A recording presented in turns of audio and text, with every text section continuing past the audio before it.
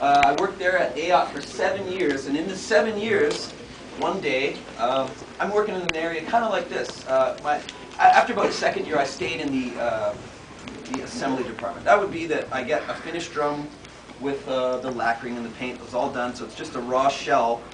And I would drill all the holes, so I had to learn how to mark and measure. It's doing math, and I hate math, but I managed to do it. For drums, I just felt the way, okay, I'll do math for drums. And, so I learned how to mark and drill all of the drums, and then after that I would put the heads on and I would tune them. Eventually I became the master tuner at the drum shop. If anybody needed anything, or somebody from wherever, somebody who had a big show or something like that, they needed their drums tuned, I would take care of that for them. They would bring it in and hand me $5 and it'd take me a couple minutes. And I was just faster at it than most people, and I had a knack for it, I guess. Somewhere down the line, I'm working in this type of an environment, and the boss used to sit beyond the glass right there, and he knocked on the window and the phones were ringing off the hook, and he says, "Can you pick up the phone?" I said, "Yeah, okay." So I pick up the phone, which is something I would normally never do.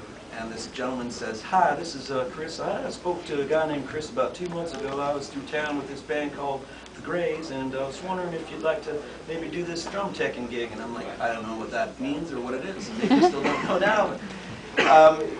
How this story goes is we got to make drums for Soundgarden. Does anybody remember Soundgarden? Heard of Soundgarden? Well, at the time in the early 90s, they were one of the biggest groups going. And their drummer, Matt Cameron, was one of my absolute favorites, still is. He's a terrific drummer and a great guy. I got to meet him because our company ended up building drums for them. So picture me, I'm maybe 22, and we get a call to make drums. We build these drums, and they say, "Can you drive them down to Seattle and drop them off for us?" We're like, "Oh, good Lord, that's fantastic." So I get the drums up there, or we drive down to Seattle. I walk in the room and start setting up these drums, and there's the whole band sitting there waiting.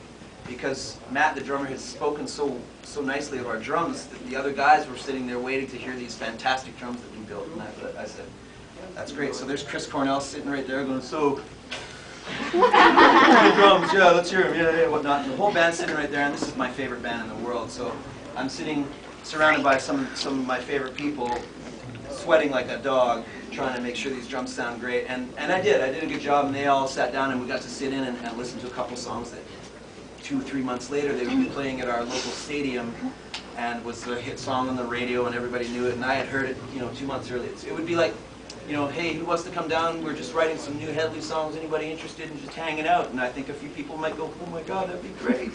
Well, that's what it was like for me at the time, you know what I mean?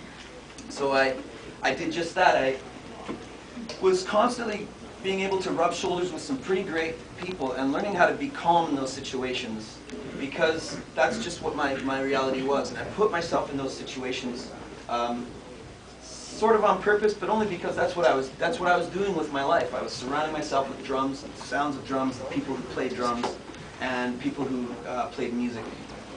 Let's see, where was I now?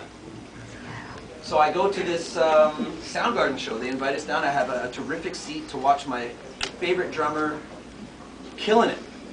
He's at the height of his career, and he's doing a great job, and I'm just watching him drinking it all in. It's like sitting next to the guy in Rush and going, "My God," and he's sitting right in front of you. So I was so close. And my friend leans over to me and says, "Yeah, let's get out of here." I said, "What? They haven't even played the best songs." He goes, "I know, but trust me, there's this cool band playing at this little bar in downtown Vancouver. Why don't we go there?" And I don't know what it made me do it, but I listened to him, and we went and saw this band. Well, we go and see this band. You'll never hear them. They wrote one record. It's a terrific record and all that stuff, but politics or whatever happens to make a band disintegrate. At any rate, I ended up talking to the drummer, and eventually talking to his helper, his drum tech, and made a connection. We had a great conversation, and because I knew so much about drums, I ended up being able to have this conversation with this guy who was interested in what I was saying. And being a young man, saying that kind of thing, he was really impressed by me, I guess. So he called our shop that day and said, "I'd like to talk to this guy again. He seems to know what he's talking about. I want to see if he can do this gig for me." And his request was that I go and do this drum teching gig, because he couldn't do it. He had another previous gig to do, and it was for a band called Chicago. Now I know again there's a lot of young people here, but Chicago is a band that's been around since like 1960, I think. It was their first gig. I mean, these guys were icons, amazing players, huge. These guys have lived their life in bars and music type venues, and have rubbed shoulders with the best of the best. And here I was at 21 or 22, helping out this huge band. Also, the producer of that was Bruce Fairbairn. Bruce Fairbairn was the producer of all those great Aerosmith records from the 90s, and Slippery When Wet by Bon Jovi, and a whole bunch of great, so yeah, okay, all right, Bon Jovi. So, lots of great albums. I mean, there were a few producers that were of this guy's caliber. I mean, the guy owned an island, I think. You know what I mean? Like, he's that kind of money. That's the kind of stuff, the things that he was working on, and he was making some really terrific music. His second engineer was a guy named Mike Polotnikoff. Mike Polotnikoff is now Howard Benson, or for the last 10 years been Howard Benson's chief engineer. And they have done, Dan help me with this, how many, they did Theory of a Dead Man, and they've done like a lot of the Vancouver stuff. Tons of Vancouver stuff. So, also actually, he works out of LA. He's done, look up the name Howard Benson, somebody on your thing, and I'm not a technical person, your thing. And it's a lot of albums that you've heard recently that all you guys are fans of. So now, again, these are the kind of people that, just by me taking an early interest in some of the right ways, I was rubbing shoulders with these people, and so this was my basis for the kind of quality level that I got used to early on was the best of the best. It was nobody in my realm, people that I was working with, were mediocre about anything. The drums were the best in the world. The engineers and the producers that I was getting to hang around with and whatnot, they were some of the top artists of the. I could see that happening. That's a pretty long list. Let's see what Howard Benson's going to do in here. Motorhead? Motorhead, yeah.